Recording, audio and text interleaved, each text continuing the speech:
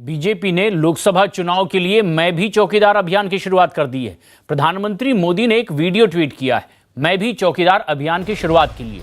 चुनावी रणनीति के तहत बीजेपी ने दरअसल सर्वे करवाया जिसमें पाया गया कि राहुल गांधी के चौकीदार चोर वाले नारे का जनता पर कोई असर नहीं पड़ा और जनता में जोश पैदा करने के लिए सीधे प्रधानमंत्री मोदी की छवि से इसे जोड़ने के लिए बीजेपी की ओर से मैं भी चौकीदार अभियान की शुरुआत की गई है।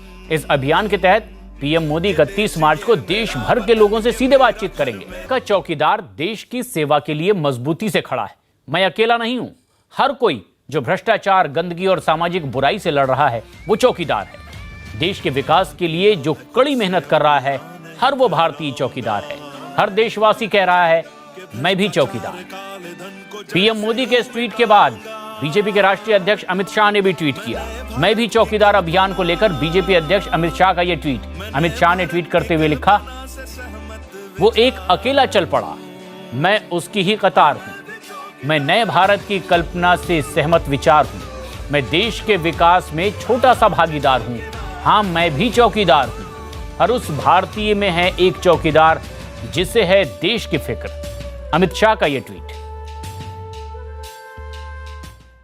कॉमनवेल्थ जो गेम्स का स्कैम था, 2G स्कैम की अक्सर वो बात करते थे और इसी तरीके से कोल स्कैम की वो बात करते थे कि सख्त कार्रवाई जो है उन लोगों के खिलाफ होगी, लेकिन कुछ भी देखने को नहीं मिला। कहीं ना कहीं आपको इलेक्शंस में इस बात का भी जवाब देना होगा कि चौकीदार तो आपने एक बहुत अच्छे तरीके से एक्सप्लेन किया था, लेकिन जो काम की उम्मीद लोग करते थे हिंदुस्तान के, शायद उसमें पूरी तरीके से आप सफल नहीं हो पाए हैं। तो इस बात के लिए भी आपको भारत के लोगों को जवाब देना होगा।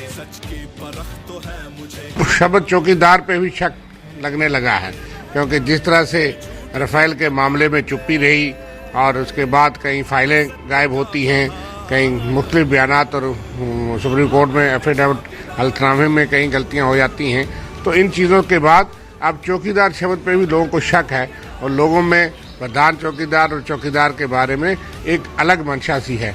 इसलिए चौकीदार तो हर देश का नागरिक है, लेकिन जो प्रधान चौकीदार से एक्सपेक्टेड था, जनता में ये सोच है कि वो डिलीवर नहीं कर पाए। प्रधानमंत्री जी ने जो कहा है, श्री नरेंद्र भाई मोदी जी का जो उक्ति है, पूरा देश चौकीदार है। अच्छी बात कहा है उन्होंने कि देश की रक्षा, देश के प्रति जागरूकता ये पहली प्राथमिकता है और देश में सभी चौकीदार हैं, यानी मोदी जी के साथ है। एक चौकीदार देश का पहरा दे रहा है नहीं, बल्कि 130 करोड़ चौकीदार देश के पहरा दे रहे हैं और देश को बचाना है, देश को आगे बढ़ाना है, देश को एक विकसित भारत बनाना है। इस मुल्क की आवाम चौकीदार है। चौकीदार क्या, थानेदार है।